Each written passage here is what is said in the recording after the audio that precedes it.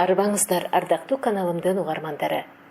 Жусуп Баласагын атындагы Кыргыз Улуттук университетинин журналистика институтунун алдындагы Матисаков мектебинин мүчөсү Жумайеда Тагайбек кызынын 200 сом анкемеси болууда.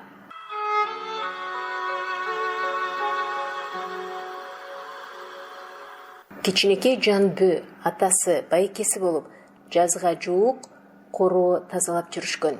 Бир маалда узун бойлуу, сары жуумал, шуулдаган келин алардыкына кирип келди. Кошунанын келини экен көрсө. Ал баласы ойноп бул жакка келбегенин сурады. Жанбүнүн атасы анын баласы кошуна таштан чалдын неберелери менен жүргөнүн айтты. Шашкан келин бурулуп жөнөөрдө артынан 200 сом акча түшүп калды. Анда 200 сом деген чоң акча.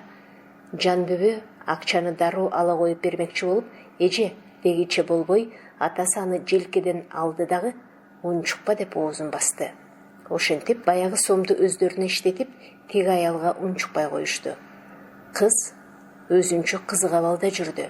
Мектепте эжесинин бирөөнүн акчасын алба, а эгер таап алсаң 3 жолу кимдики деп кыйкырыш керек дегенин эстей берди. Арадан көп жылдар зоолдады. Баягы кичинекей Жанбүбү чоңоюп, өзүнчө үй бүлө күттү. Бир кыз, 2 баласы бар. Жараткан Жанбүбүнү энелик бакыттан айырбаганы менен өмүрлүк жолдош менен барчылык жашоодон аксатты. Жолдошу Жантай өзү каалап үйлөнбөгөнүнөнбү, же табиятынан эле ошондойбу? Кыскасы, Жанбүбүгө жөлөк боло албады. Же акча таап үй бүлөсүн бакпайт, же күндөлүк ишке кол кабышы жок. Бир мокок чыкты. Керейли кечке сыналгы тиктеп суналып жаткан. Жанбүбү анысына көнүп бүттү, унчукпайт. Өз тирлигин өзү кыбыратып, эшикке чыкса эркек, үйгө кирсе аял болуп таманы тешилет.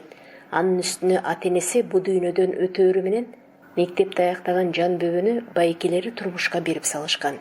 Орто мектеп менен жаратылуу жумушка кире албайсың да.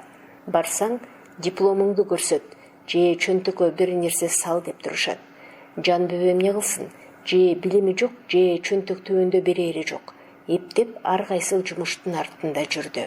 Жаз алды сары чөп сыяктуу дарылыгы бар. Атайын алыстан шаардыктар сураштырып ичкен чөптөрдү мээ кайнаткан ысыкта тоо ташты аралап терип келип сатат. Күзүндө болсо кышкыга деп кыямдын түрлөрүн жасап базарга алып чыгат. Ошентсе дагы чуркап тапканы эч нерсеге жетпейт. Насыя да ала койгон. Ай сайын банктан насыя берүүчүлөр келип, Жанбүбүнүн үйүн сурашкан. Эл да билип бүттү. Айылга галстукчан костюм кийип келгендерди көрсө эле, Жанбүбү карызын төг албай жатыптыр. Ай шорду, эми үйүн алдырып койбосо болду деп кейип кепчигендер көп. Чоңоюп калган улуу баласы "Мен уят кылып бүттүң апа" деп ага жакын жолобойт. Бир үй бүлөнүн көйгөйү бүт мойнунда. Көрсө турмуш деген башка, тагдыр биз күткөндөн да башкача тура. Ошол кылым башындагы жашоо кыйын эле болду. Адамдар дагы бири-бирине көп каралашпай калды. Тамак аш кымбат, жумушсуздук чыкты бир жактан. Кеч күз, эртелеп айылга кар жаап салды.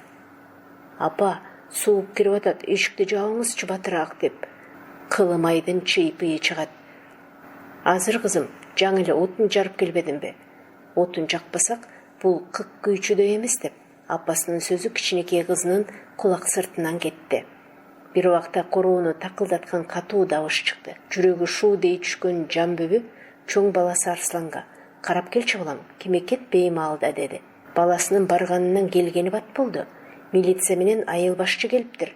Бу домал уурдатпадыңарбы" дейт. "Жок" дедим деп күңкүлдөмүш болду.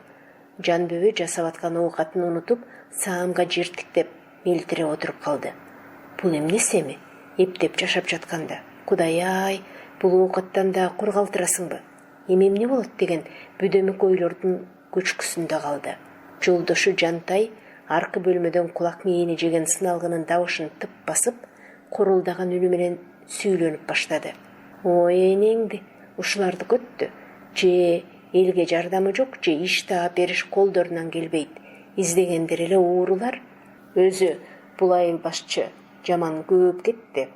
Ызы-чуу кылыш керек элди көтөрүп" деп үйдү башына кийип бакылдап алды. эч ким унчуккан да жок. Ага бул үйдө бирөө жарым үн каткандан айбыгып турушчу. Жантай ошол бойдон кеп сөзү жок кайрадан сыналгынын үнүн болушунча көтөрдү да жатып алды. Эртеси таң атпай булардын ишигин дагы такылдатышты. Бул ирет Жанбүбү өзү чуркап чыкты. Эшик алдында милиционер менен айыл башчы турат. Айыл башчы Кутманбек сөз баштады. Жакшысыңбы Жанбүбү?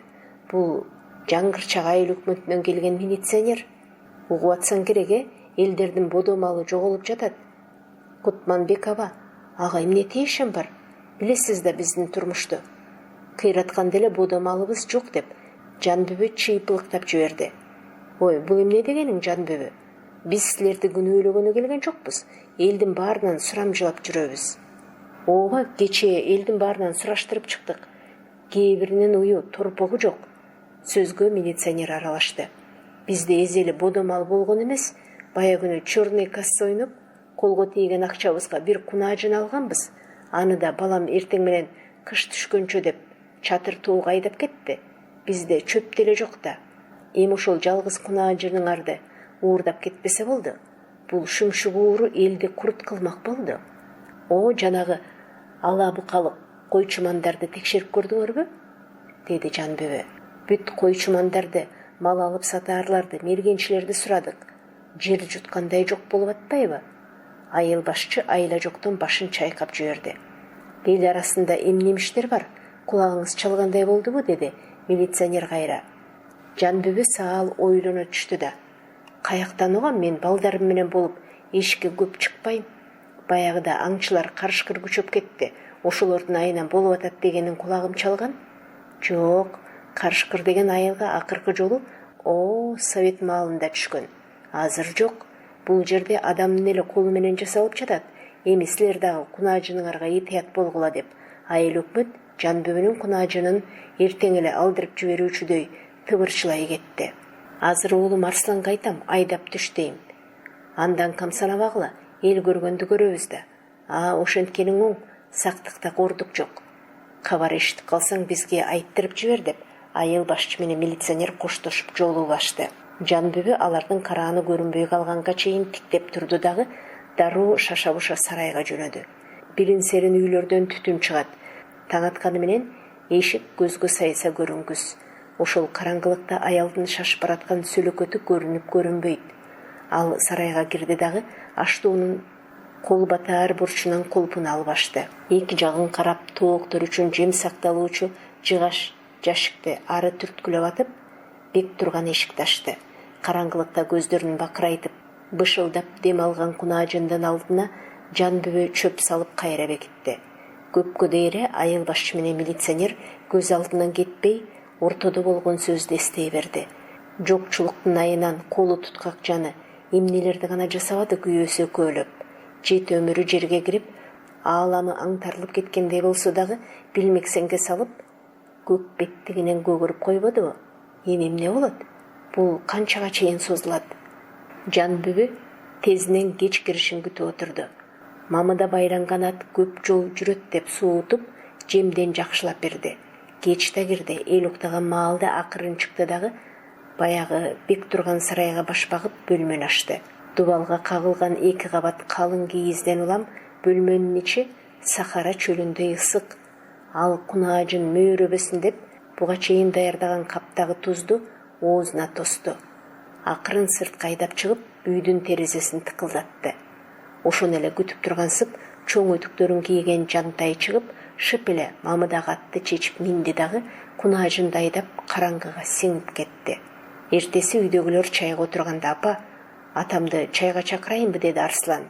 Атаң кышкыга отун камдаганы токойго кеткен балам. Күтпөйлө чай иче берели деп Жанбүбү мешке жылтылган нанды сындырып, балдарына чай койду.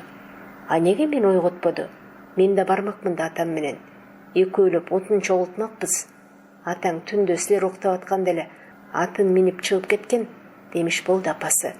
Кечке жууп үйгө кошуна Сапан эже кирип калбаспы? Жанбүбү кештин камы менен мешке от тамызгы даярдап жаткан. Кичинекей кызы Кылымай күчүгү менен ойноп жанында. Кошуна Сапан эженин келгенин эч кимиси байкаган жок. Эй, Жанбүбү, деп бир канча ирет кыйкырса дагы угушпай, качан иптерин үргөнүнөн уланбай качты. Сапан эже бир азга көчүп басып, наркы беркиден кобурашып отурган соң, кетип баратканда отурган жерине акчасы түшүп калды. Аны кылмай байкап калды, бирок үн чыкпады. Ал кеткенден кийин жарылган утундарды бир бурчка жыйнап жаткан апасына 2 бүктөлгөн акча сунду. Апа, 100 сомду таап алдым деди. Аңтаң калган Жанбүбү акча керек болуп турса дагы сыр билгизбей, акчаны кайдан алдың деп өктөм сурады. Сапан эже кетип атканда кемселинен түшүп калды. Мен алып аларга бергеним жок. Аларда акча көп, а биз кыйналып жатабыз. Эч ким көргөн жок апа, деп колундагысын сунду. Ызага белчесинен батып турган Жанбүбү селейген бойдон бир уртунда катты. Бир кезде дал ушул кызындай курагында таап алган акчаны эстеди. Мына, деди Жанбүбү. Мына кем жашоонун баары ошондо уурдалган 200 сомдон башталды эле. Тамырымдан чириген экемин, деп турган жеринде тегеренип кетти. Бир топко чейин мес болуп турду дагы, акчаны азыр Сапан эженин колуна жеткирип бергин, деди кызына. Анан көпкө ойлонуп турду дагы, дүйнөсү тарыгандай оор үшкүрүнүп, улуу баласын өзүнө чакырды. Айтпаска аргасы калбаган Жанбүбү бир чекиттен көзүн албай ойлуу эле. Балам, сен чоңоюп калдың. Эсиң бар, бүгүндөн баштап иниң менен карындашың сага аманат. Атаң экөөбүз жүрөгүбүздү калбыр кылган канча жаман иштерди чогуу жасасак дагы, акыр аягында жазасын мен тартышым керек. Аны бул жолго сүйрөгөн мен болдум. Мындан ары атаңар силерге көз болуп, жаныңарда калышы керек деп, төркү үйгө кирип, кийим кечесин бүт түйүнчүккө түйүп үйдөн чыкты. Мынча болду уулуна Жантай экөөнүн уурулук иштеринин бирин калтырбай айтса болмок. Оң келген жерден элдин адашкан малын жетелеп кетип, малканасына камап, аны түн ката күйөөсү тоо ашырып, мындайга өлө кыны калган касапчыларга жеткирип, пулдап келип турганын. Ага оозу барбады. Апа, эмне болду сизге? Сиз каяка кечкиргенде деп, аркасынан кошо чыккан уулуна, айыл башчыга, милицияга барышым керек деген бойдон артан акыл чайбады.